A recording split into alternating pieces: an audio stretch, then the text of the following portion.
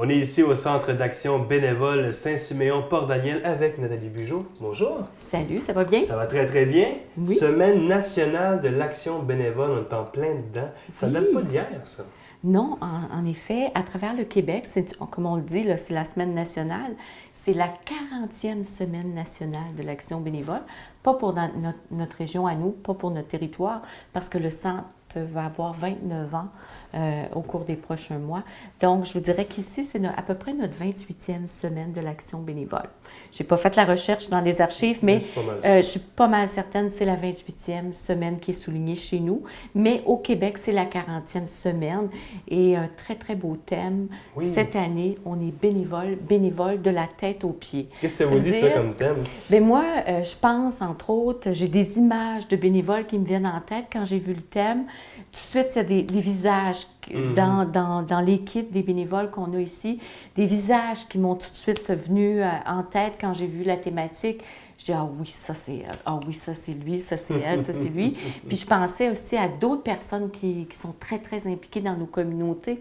Puis je me disais, wow, le slogan leur va bien, ces gens-là, tout ça. Tu sais. C'est sûr qu'on peut être engagé de différentes façons. On peut être engagé, très engagé et je dirais hyper engagé. On voit des bénévoles qui sont à la retraite et qui ont des agendas. Des agendas, là, tu sais, les petits agendas avec les petits carrés, là, qu'on voit un mois, puis tu sais que c'est tout rempli, là. Il y a quelques cases blanches, mais c'est rare. Fait que je me dis, pour moi, ces gens-là, c'est bénévole de la tête aux pieds et c'est vraiment aussi... quand on s'engage dans quelque chose, c'est d'y aller avec notre cœur, notre tête, y aller vraiment avec toute notre personne, dans le fond. On n'est pas obligé d'être un bénévole, ce que j'appelle un bénévole temps plein, pour être engagé de la tête aux pieds, d'être engagé pleinement avec son cœur, vraiment ses valeurs, tout ça. Oui. C'est quoi le but de cette semaine-là? Est-ce qu'on parle simplement de remercier ou de souligner l'apport, le travail de ces bénévoles? Bien, je pense que c'est une semaine pour reconnaître le travail des bénévoles. Et c'est pas juste une semaine pour reconnaître le travail des bénévoles, je veux pas dire juste, mais je veux dire, c'est pas juste la semaine des centres d'action bénévole. C'est vraiment la semaine de tous les bénévoles à travers le Québec et à travers le Canada aussi, hein, parce que même au Canada, mais ils ont une thématique différente dans les autres provinces. Nous, on a notre propre thématique au Québec.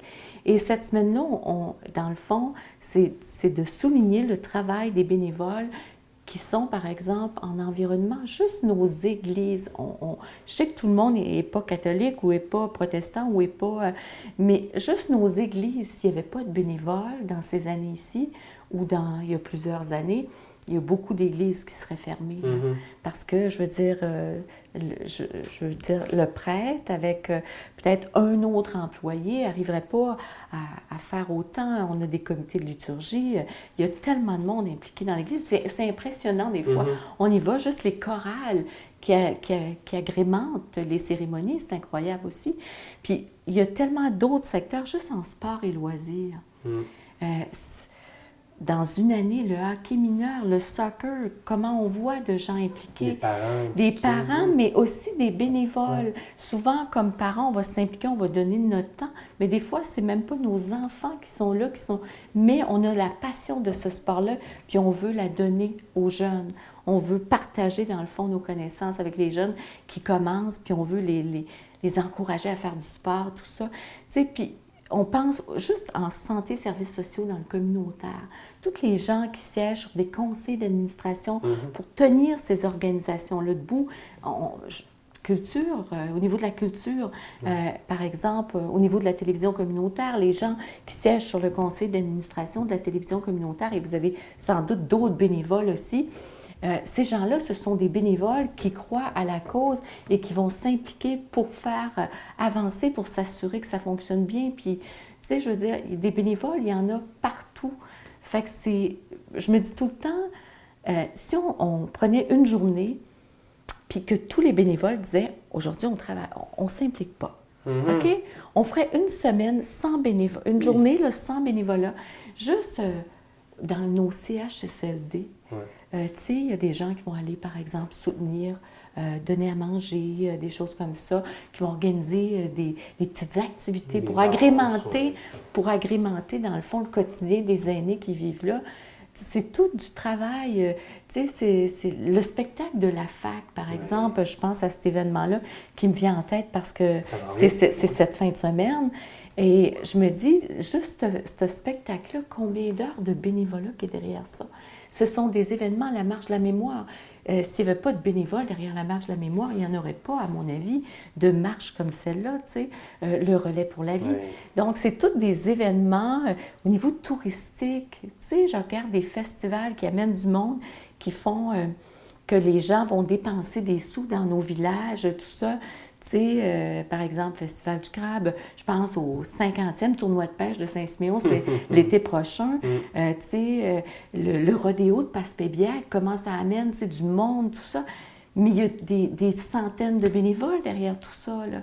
Ce sont tous des événements qui, si on n'avait pas de bénévoles, je veux dire qu'il y aurait des difficultés à fonctionner, nos bibliothèques municipales, par exemple. On voit à tous les niveaux, là. On pourrait aller Oui. dans le scolaire, comme le festival du Scolaire, track ou les secondaires en ben, spectacle. Il y en a Pour beaucoup. moi, vous dites Festival du Trac, pour moi, c'est, je pense, moins scolaire. C'est drôle, là, je Ouais. pense vraiment culturel, là, tu sais, quand je pense C'est ça, il est au autant. Festival du Trac. Mais tous ces événements-là, s'il n'y avait pas de bénévoles, comment ça pourrait pas, à mon avis, fonctionner? Ben, comme vous le disiez, je pense pas que c'est souhaitable qu'on manque de bénévoles une journée ou une semaine. Je pense pas que Non, c'est souhaitable. Il n'y a personne faut pas qui se voudrait souhaiter ça. Ben, entre autres, je vous annoncerai que le Centre d'action bénévole fermera ses portes si jamais il n'y Ouais. avait plus de Tout à bénévoles. fait. Parce que nous, chez nous, c'est quand même 200, au-delà de 200 bénévoles. Je vous dirais que sur les au-delà de 200, on a environ 190 très actifs sur le terrain, tout ça. Donc, ces gens-là, c'est la livraison de la popote roulante, c'est l'accompagnement transport. Des fois, c'est attendre 6 heures dans une urgence d'hôpital. C'est du répit aux nouvelles mamans puis aux nouveaux papas qui viennent d'avoir un petit bébé à la maison. Ça peut être un 3 heures semaine de répit où la bénévole va aller prendre soin du petit bébé pour que les parents puissent dormir ou puissent aller prendre une marche ou faire du ménage, des choses comme ça. Donc, tu sais, je regarde, aujourd'hui, on a des bénévoles qui sont là, qui sont en train d'emballer des cadeaux pour la semaine de l'action bénévole. Ils s'impliquent pour réaliser la semaine de l'action bénévole. Le centre d'action bénévole, tu sais, on pense au panier de Noël. Juste la Guignolée, c'est 300 quelques bénévoles qui sont sur le terrain de différents clubs sociaux du territoire. C'est pas juste les bénévoles du centre, hein, on pense aux Chevaliers de Colomb, les clubs des 50 ans et plus, les pompiers volontaires. Donc, c'est beaucoup de monde, tout. Tu sais, je veux dire, le centre d'action bénévole, sans bénévoles, c'est sûr que nos portes sont fermées. On met une affiche à vendre. Oui, tout à fait. Du 6 au 12 avril, donc, Semaine nationale de l'action bénévole. Vous le disiez ici, 200 et plus bénévoles. Qu'est-ce qu'on va faire pour souligner un peu leur travail? Il y a des activités de prévues? Oui, entre autres, le 3 avril, jeudi, ça a été le dévoilement du et de la bénévole de l'année sur les ondes de CHNC, CHGM. Vendredi, ça a été le lancement. Déjà, on a commencé avant que la semaine commence. Ça a été le lancement de la semaine, la 40e semaine nationale. Ça se faisait nationalement, mais ça se passait ici dans notre belle région, à Gaspé. C'était le lancement là, pour tout le Québec, dans le fond. Et notre fédération était sur place, tout ça, donc puis tout le regroupement des centres d'action bénévole y était. Et les différents secteurs, parce qu'on sait qu'il y a plusieurs secteurs où sont présents les bénévoles, les différents secteurs, pour la plupart, étaient représentés. On sait que samedi et dimanche, on veut garder nos bénévoles en santé, en forme, tout ça. On prend le temps quand même d'avoir un petit moment, peu importe nos croyances, on prend quand même un petit temps d'avoir une célébration ou une messe dans certains, selon les religions, tout ça, on respecte ça. Un recueillement dans les différentes églises de la région à l'intention des bénévoles, hein, pour qu'on les garde en bonne santé puis qu'ils continuent leur beau travail sur le terrain. Ensuite de ça, lundi, le 7 avril, on a un déjeuner avec les bénévoles anglophones du territoire. Ça se passe à l'Héritage à New Carlisle. Et c'est vraiment pour reconnaître nos bénévoles. Il y aura reconnaissance des bénévoles qui ont 1 an, 5 ans, 10 ans, 15 ans, 20 ans et 25 ans de service. Ça, c'est assez exceptionnel, bénévole 25 ans. d'argent, qu'on dit, c'est ça? Bénévole de cœur, de cœur. Là, vous disiez, vous amenez le côté anglophone de la chose parce qu'un bénévole n'a pas de langue non plus. Il peut parler anglais ou français. Il y en a des deux côtés. Oui, mais nous, on fait quand même toujours par respect, si vous voulez. Souvent, comme l'an prochain, ça va être notre 30e, là, on va jumeler tout le monde ensemble. Mais durant les autres années, on essaie de faire quelque chose vraiment pour les bénévoles anglophones selon leur goût et pour les bénévoles francophones aussi. Okay. Donc, mais si des bénévoles décidaient de venir au déjeuner francophone, puis de ne pas aller à lui anglophone, il n'y a pas de problème. On s'ajuste, dans le fond. Ils ont accès à un déjeuner dans la semaine gratuit. Donc, c'est un déjeuner reconnaissance.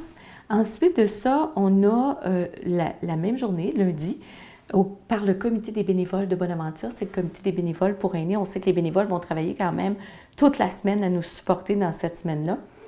Ça se passe au Centre Bonaventure, c'est à 13h30, lundi le 7 avril, et il va y avoir animation, musique et jeux, et c'est pour les bénévoles et les aînés de Bonaventure. Okay.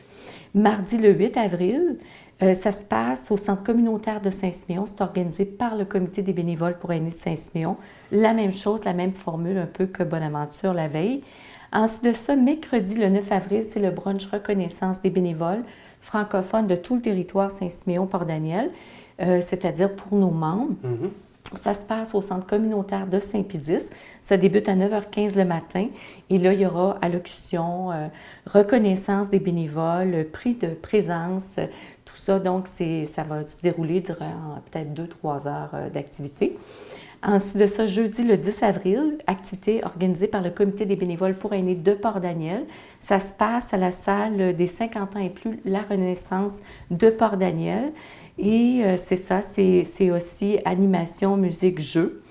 Et vendredi, le 11 avril, là, on a 2 activités qui sont organisées par les comités des bénévoles pour aînés, soit à Saint-Elziard, ça va se passer aussi à la salle municipale de Saint-Elziard, et ça débute à 13h30. Et en soirée, ça se passe à New Carlisle par le comité des bénévoles pour aînés de New Carlisle, et ça va se dérouler à la résidence Gilcoeur de New Carlisle, une très belle collaboration d'ailleurs de la résidence Gilcoeur. De cette façon-là, les aînés qui habitent à la résidence peuvent participer, et ça fait un endroit aussi, c'est une belle grande salle, c'est accessible, donc on a des belles collaborations là, tout au long de la semaine. C'est une grosse semaine bien occupée, plein d'activités. D'ailleurs, on les retrouve sur notre babière électronique là, pour les gens qui auraient raté une activité. On vous en remercie. En terminant, évidemment, bon, on a 200 quelques bénévoles, mais j'imagine qu'on cherche toujours à les renouveler et voir à l'avenir. Donc, côté recrutement de bénévoles, comment ça se passe? Bien, je vous dirais que ça va quand même assez bien. OK? On se fixe toujours de recruter chez nous entre 9, 10 et 15 bénévoles nouveaux chaque année. Et au cours de la dernière année, l'année qui s'est terminée le 31 mars, on a recruté 14 nouveaux bénévoles. Donc, on était vraiment dans les objectifs. Il y a une année où on a vraiment tout dépassé, on a recruté 30 nouveaux bénévoles, et c'est l'année où on a fait toutes les rénovations du centre d'action bénévole. Et là, on se dit, on va changer de couleur le bâtiment chaque année pour aller chercher autant de bénévoles. Mais c'est sûr, il faut toujours, même si on a 200 bénévoles, il faut toujours préparer une relève. On a des bénévoles aussi qui sont vieillissants. On a des bénévoles, par exemple, qui peuvent avoir des problèmes de santé, qui se retirent ou qui deviennent moins actifs. Donc, on travaille toujours à la relève, et c'est sûr que là, vous voyez, juste en avril, j'ai déjà 3 entrevues de nouveaux bénévoles qui vont se joindre à nous, qui sont cédulés. Donc, je suis très contente, et je remercie vraiment la population qui nous supporte, mais aussi tous nos bénévoles qui sont déjà inscrits au centre, qui font déjà un travail chez nous.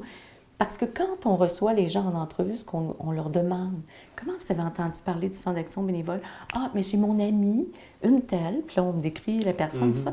Elle en fait du bénévolat ici depuis 5 ans, puis elle adore ça, puis elle aime les activités, puis elle aime les formations qui sont organisées pour eux, puis les différentes façons de faire du centre. Fait que ça, c'est beaucoup, c'est très populaire, puis ça nous aide beaucoup quand un bénévole a une belle expérience de bénévolat, puis qu'il la partage avec son entourage, d'aller en recruter d'autres.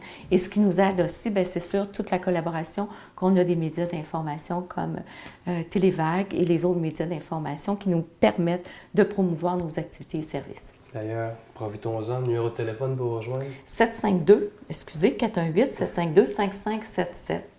Je peux te dire un petit Ben mot oui, en terminant? tout à fait.